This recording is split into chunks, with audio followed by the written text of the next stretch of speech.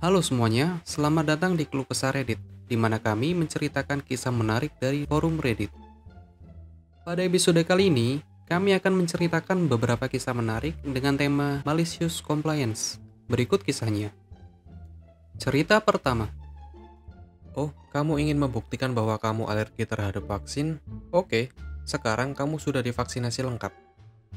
Jadi, aku seorang dokter di New Zealand. Saat ini bekerja di imunologi. Negara kita baru-baru ini memperkenalkan kebijakan di mana kalian harus menunjukkan izin vaksin untuk dapat mengakses perhotelan atau toko retail. Untuk mendapatkan izin vaksin ini, kalian harus divaksinasi penuh atau memiliki pengecualian medis yang sah. Karena aku baru mulai bekerja di bidang imunologi, aku memiliki klinik alergi mingguan. Aku memiliki seorang wanita yang dirujuk ke aku, yang akan kami panggil Karen, yang dilaporkan memiliki reaksi terhadap dosis vaksin pertama.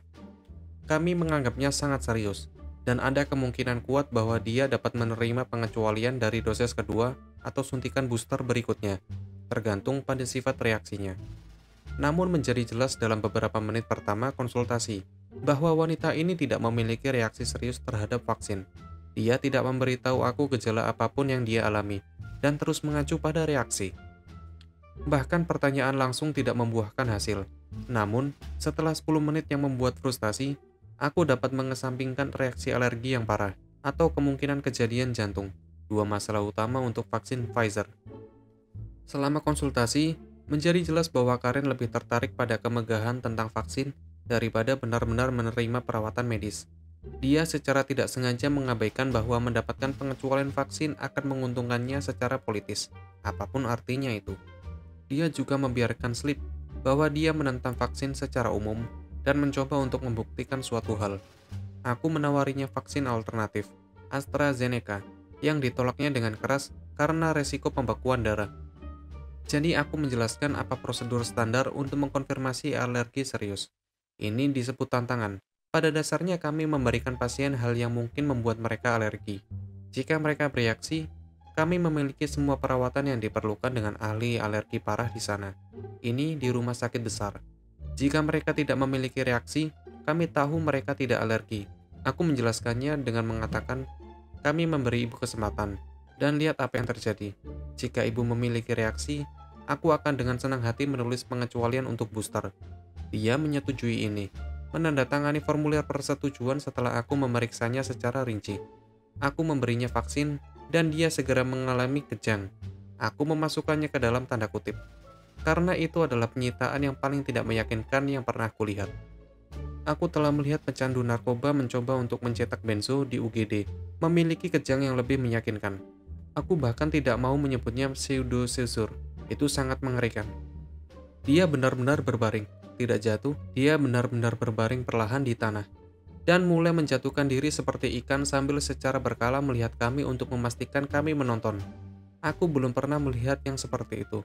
Tanda-tanda vitalnya benar-benar normal, kerja darahnya benar-benar normal. Semuanya baik-baik saja. Setelah dia sembuh, baca, lelah, dan menyerah. Bosku, yang telah mengambil alih pada saat ini karena betapa anehnya itu, menjelaskan kepadanya bahwa dia tidak bereaksi terhadap vaksin. Cukup baik. Untuk menyebutnya pseudoseizure, yang pada dasarnya adalah kejang seperti peristiwa yang disebabkan oleh pemicu psikologis daripada fisik yang bagi pasien terasa seperti kejang nyata tetapi biasanya tidak berbahaya. Atasanku memberitahu dia bahwa dia tidak akan menerima pengecualian vaksin. Itu mengakibatkan banyak teriakan dan teriakan. Sampai aku dengan tenang memberitahu dia bahwa dia tidak memerlukan pengecualian karena dia sekarang telah divaksin sepenuhnya. Dia menerima dosis pertama sebelum dikirim ke klinik kami, dan kami memberinya dosis penuh kedua selama penyuntikan, sehingga dia dilindungi. Raut wajahnya benar-benar kocak. Dia kemudian melanjutkan untuk menyatakan bahwa dia tidak setuju untuk divaksinasi. Dia telah secara tertulis, dan bahwa dia menolak untuk menerima bahwa dia divaksinasi, dan bahwa kami berbohong untuk mencegah dia mengklaim tidak divaksinasi. Dia kemudian bergegas keluar dari klinik ketika aku memberinya stiker "Aku sudah divaksinasi penuh", yang biasanya kami berikan setelah dosis kedua. Aku agak mendapat sedikit masalah untuk itu, tapi itu sangat berharga. Itu adalah sore yang sangat menghibur. Cerita kedua, tidak berbicara bahasa Spanyol di depan dirimu, Oke, bagaimana dengan bahasa Prancis? Tidak? Mungkin Jerman? Jadi ini adalah interaksi yang aku amati di sebuah toko beberapa hari yang lalu. Itu adalah hari yang sibuk. Jadi ada sedikit antrian. Dan di belakangku ada pasangan yang berbicara bahasa Spanyol satu sama lain. Bahasa Spanyolku bukan yang terbaik, tetapi aku cukup mengerti untuk mendengar mereka dan genit satu sama lain. Agak membuatku tersenyum, karena bukanlah cinta itu agung. Masuklah Karen. Berdiri di belakang mereka dalam barisan. Kacamata hitam besar yang menjengkelkan, potongan rambut klasik, dan lipstik merah di giginya. Mungkin pertengahan 40-an. Dia masuk ke barisan dan segera mulai terlihat sangat kesal. Dia menggerutu dan keluhan terdengar. Mendorong pacar dari pasangan berbahasa Spanyol untuk berbalik. Hei, apakah semuanya baik-baik saja? Dia pasangan berkata dalam bahasa Inggris yang sempurna. Karen memberinya tatapan yang bisa mengupas cat dari dinding dan berkata, "Oh, aku baik-baik saja. Aku hanya berharap orang-orang memiliki standar yang baik untuk mereka sendiri. Kamu tahu berbicara bahasa Spanyol di depan umum membuatmu tampak tidak berpendidikan." Sekarang, reaksi spontanku setelah mendengar ini adalah berbalik dan memberitahu wanita ini di mana dia bisa menempelkannya. Tetapi pacarnya benar-benar membuatku tertawa. Begitu dia berkata, "Tidak berpendidikan," wajah pria itu secara misterius bersinar seperti pohon Natal. Dia tersenyum padanya, dan segera menoleh ke pacarnya dan mulai mengatakan sesuatu dalam bahasa Prancis. Pacarnya menanggapi dia juga dalam bahasa Prancis.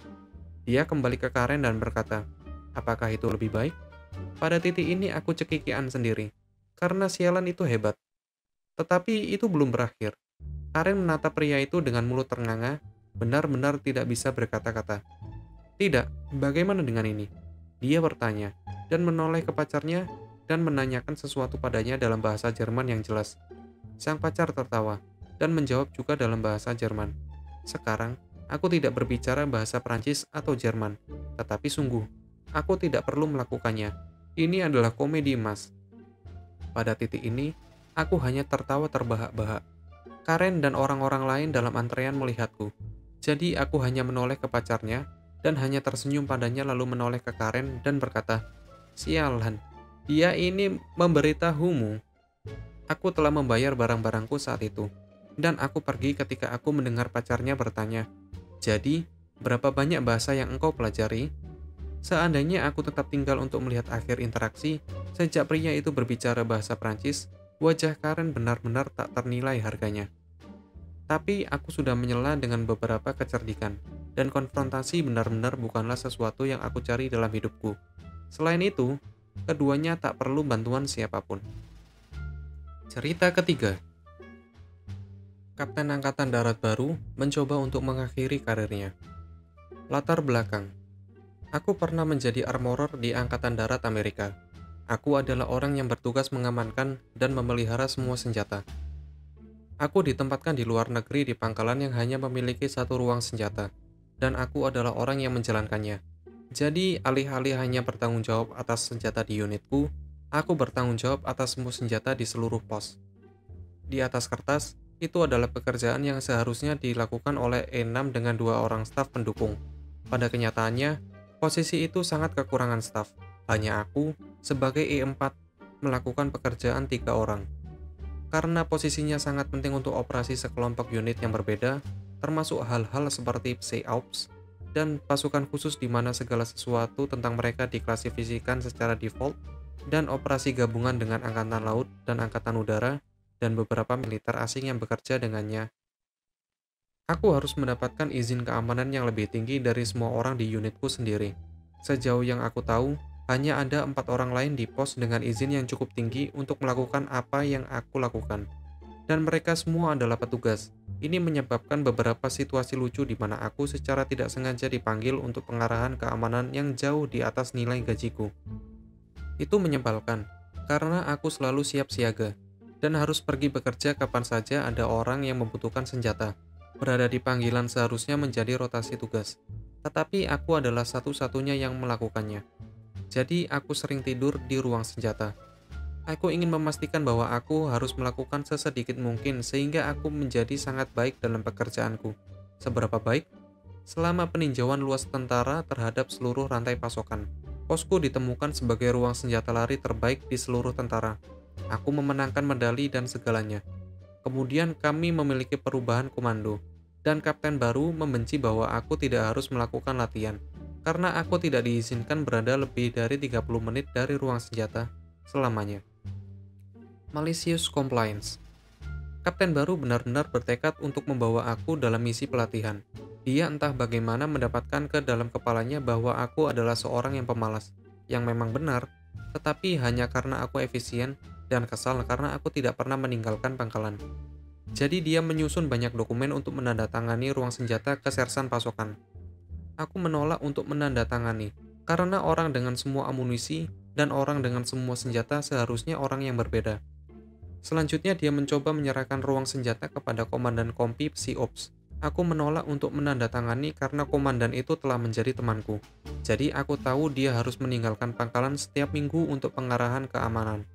Akhirnya dia mencoba untuk menyerahkan ruang senjata kepada letnan pemasok perusahaan kami. Aku mencoba menjelaskan bahwa letnan tidak memiliki izin keamanan yang cukup tinggi. Tetapi dia memotong aku. Dia bilang dia bosan dengan alasanku. Aku menulis di bawah paksaan di atas kerja. Dia bahkan tidak melihat tanda tangannya. Jadi aku mengirim email ke warrant officer yang bertanggung jawab atas logistik untuk area tersebut. Dia adalah orang yang memberi aku penghargaan yang aku sebutkan sebelumnya. Jadi dia marah ketika dia mengetahui apa yang sedang terjadi.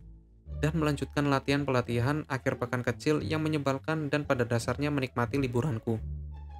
Rangkaian peristiwa itu terjadi pada Jumat sore.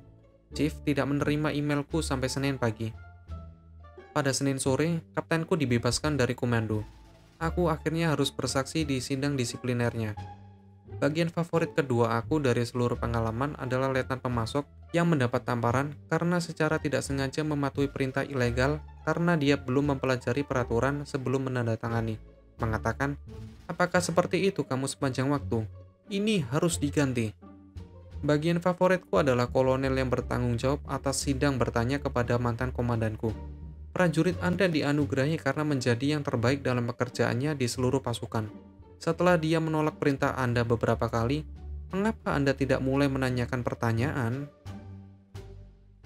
Begitulah kisah-kisahnya. Apabila terkesan, kalian bisa sampaikan di kolom komentar. Jangan lupa share, like, dan subscribe untuk membantu channel ini. Dah.